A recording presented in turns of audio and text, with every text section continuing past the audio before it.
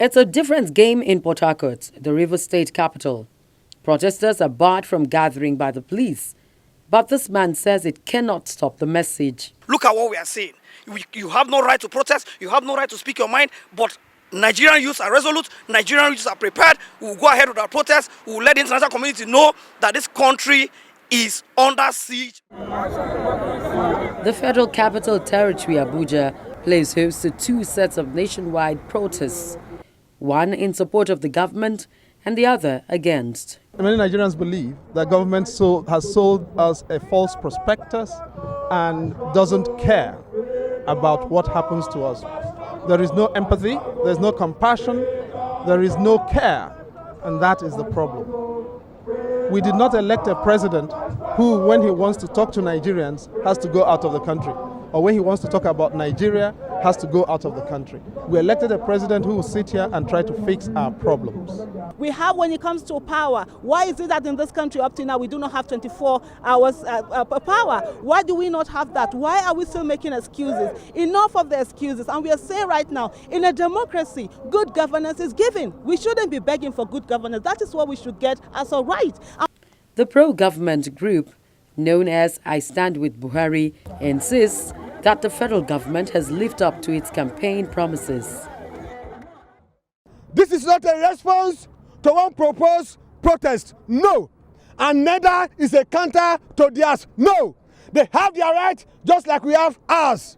There is need for Nigerians not to frustrate the effort of President Buhari in taking Nigeria back to the fast-moving lane. You will agree with me as IT experts, which I'm sure is common here, that when a system is corrupt and you have to shut it down to format it before you boot it, everything will close. Nothing will work at that point. That is where Nigeria is at this point. Corruption has eaten deep to all our fibers, to all our operation system. There is need to format it. That is what President Buhari is doing. Solidarity! Forever! 3 days after Nigerians took their destinies in their hands to speak for themselves on the streets, the umbrella body for workers calls out its members to protest, demanding good governance and viable policies. They call it a warning protest.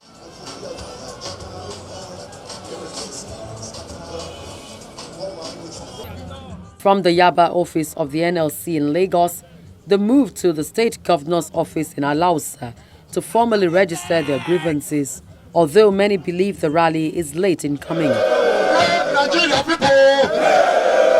Greatest Nigeria women! Greatest Nigeria Nigeria! Most massively today is a national rally. A national rally holding here in Lagos and also there in Abuja. But the next rally is going to be across the nation.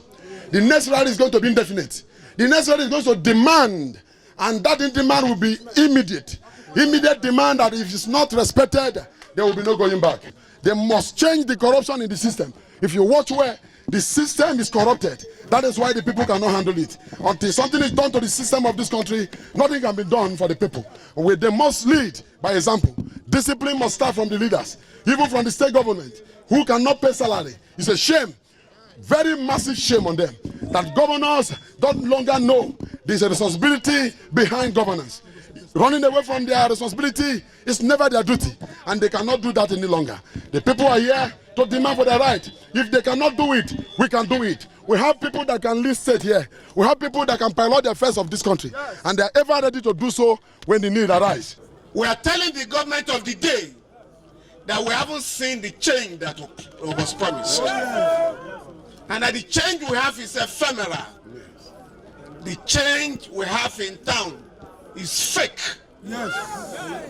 Therefore, it's almost half time for the regime. Almost 2 years that Nigerians have been suffering without any hope that the suffering will end very soon. What Labour has done today is to demonstrate to the Nigerian people and the international community that Nigerian people are determined to fight corruption in all ramifications. And that includes that all officials of the government of the day, not just the opponents of the government, that are corrupt or that show corrupt tendencies should be flushed out of the government and prosecuted. Yes. Great Nigerian people. Yes.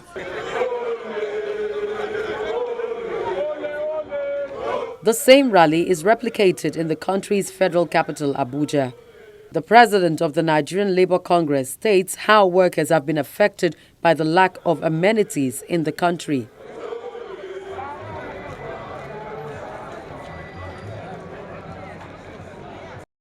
We have been at the receiving end, and at the heart of this challenge is near absence of good governance, accountability, transparency, and rule of law. Any system that does not have those ingredients of good governance in place, then certainly the first group of people that will suffer is the working class and their families and other citizens. And that is why today we are marching to canvass for good governance and also to lend our voice to say that the fight against corruption must continue. It is because of corruption. That's why even our president cannot stay here to attend medical services because they have stolen the money. Every year, look at the budget. There's a budget for provision of building hospitals, providing medical facilities, yet our hospitals are not only mere consultation now, they are completely empty. Our road, our people are being forced to die because the road are track dates. There's no water. We have spent billions and billions of naira on electricity. Every day is darkness. Even in Abuja here, it's a shame. The Vice President, Professor Yemi Osinbajo, reacts immediately by entering into a meeting with the labor leaders. Professor Osinbajo reassures them that the administration is committed towards empowering Nigerians irrespective of their status. You can imagine a situation where when there was resources, salaries were not paid. All of these things we're talking about were not made. But at the leanest time in the history of this country, we have made those payments, ensured that salaries of workers, even in the states, are paid, ensured that those refunds are tied to payment of salaries at a time of the leanest purse that the federal government has had in very many years. One of the most important things about the interventions is that we know that we have to address the questions of unemployment. If you don't address the questions of unemployment, we can't even begin to say that people will have a decent or reasonable lifestyle. He also tells them that a successful fight against corruption will not be feasible without the support of Nigerians. The major problem that this country has suffered so far is the looting of its resources. That's a major problem. Government needs the TUC, the NLC, the working classes, the civil society to speak up against corruption. We need them to speak up.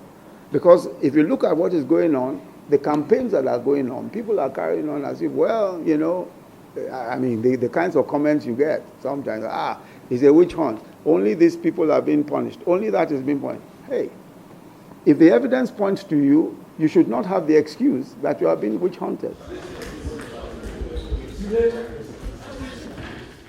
The Buhari-led administration is in its second year and is facing mass protests in quick succession within a week. Nigerians wait in bated breath with high hopes to experience the dividends of their votes for the All Progressives Congress government.